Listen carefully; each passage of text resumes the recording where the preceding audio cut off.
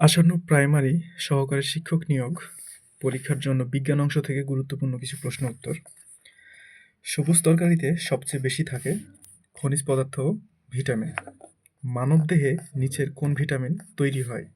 Vitamin D. আমরা জানি রোদে গেলে, শীতের দিন বিশেষ করে রোদে গেলে ভিটামিন ডি তৈরি হয়। ডিম ও দুধে কোন ভিটামিন নেই? ডিম এবং দুধে ভিটামিন সি নেই। ভিটামিন এ সবচেয়ে বেশি কোনটিতে? গাজরে সবচেয়ে বেশি ভিটামিন এ। মাছের মাথা থেকে কোন ভিটামিন পাওয়া যায়? Vitamin A. কোন ভিটামিনের অভাবে রাতকানা রোগ হয়? Vitamin A. ভিটামিন এ এর অভাবে কোন রোগটি হয় না? রিকেটস রোগ হয় না। হাঙর মাছের তেলে কোন ভিটামিন থাকে? ভিটামিন এ এবং ভিটামিন ডি। কোনটি ফ্যাট সলিবল ভিটামিন নয়? Vitamin C. বেরি রোগ কোন ভিটামিনের অভাবে হয়? থায়ামিন। থায়ামিন।